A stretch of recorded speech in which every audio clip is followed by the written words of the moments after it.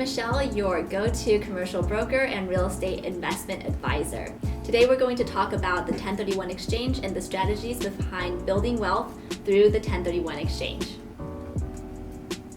If you own a rental property, 1031 exchange allows you to sell that rental property without paying any capital gains tax. So why is this important in today's market? In today's market, real estate is crazy, selling like hotcakes. And that means if you are an owner of a rental property, you might want to consider doing a 1031 exchange by capitalizing on that appreciation, because now that the price is here, you always want to sell high. So the 1031 exchange basically allows you to go ahead and sell that property for as high as the current market can take you, and then to be able to reinvest all of those proceeds into the next property without paying any capital gains tax. So this is actually how all of the, I would say, ultra high net worth build their massive real estate portfolios, and to be able to pass it down generation after generation after generation. What are the 1031 exchange rules? Great question. So there are 3 rules to the 1031 exchange. You have to go ahead and buy something greater or equal value of what you sold your last property for. Number 2, you have to spend all of the equity, which means all of the money and the proceeds that you have, and you have to replace the debt. So if you had a loan on that property, you can either get a new loan for the next property, or you can supplement that loan with more cash. So the process for the 1031 goes like this. As soon as you sell your relinquished property, which is your first rental property, you go ahead and make sure that money does not go directly to you or your bank account. It has to go to what we call a qualified intermediary. This qualified intermediary, or QI, is basically an escrow company that holds your funds until it's ready to be deployed to the next property of your choosing.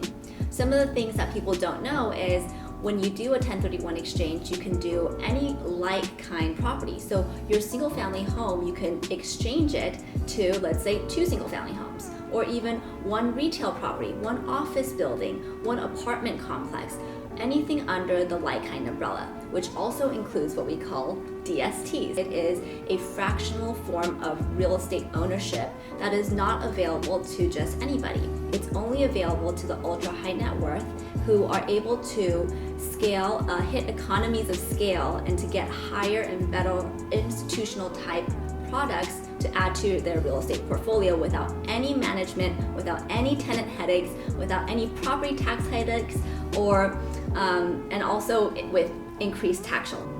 The 1031 exchange timeline, there's really 2 timelines you really have to pay attention to. The first one is the 45-day identification period, which allows you to go ahead and identify which properties you're going to be replacing your relinquished property with.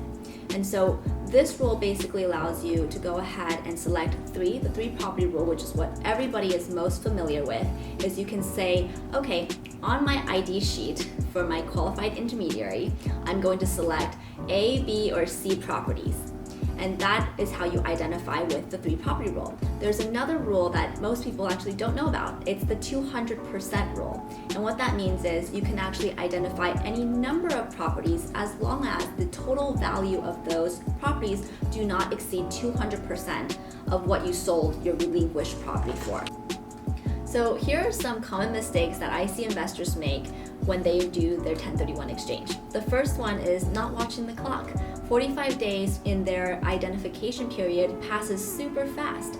And so if you don't watch the clock, as soon as your rental property closes, that 45-day period might go by so fast that you feel like you're scrambling to find the replacement property under the 3 property rule, the 200% rule, or sometimes the 95% rule.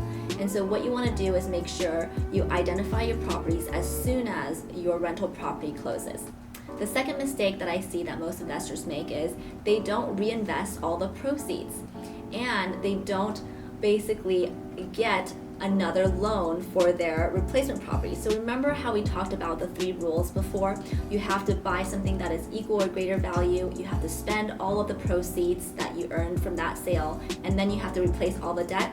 A lot of people only find something that works, but they don't take a look at spending all the equity, and then also they don't take a look at making sure that all of the debt was replaced. Now, another one mistake, I would say number 3 mistake would be if you change title. So whenever you sell a property and do a 1031 exchange, the IRS wants to see that whatever title that you held your rental property in, you have to make sure that it's the same title that holds your new property, because that's the same entity. If you wanted to add a spouse on there, you shouldn't. If you wanted to change that into an LLC and then do it that way, you shouldn't, because it's going to cause an audit for you that you probably won't pass. And so the best way and the safest way is to make sure that when you sell, or even before you even sell that property, what that title is going to be needs to be the same title in which you take your replacement property. Hope that was helpful. Thank you guys, hope you found that helpful, and catch you next time. Bye!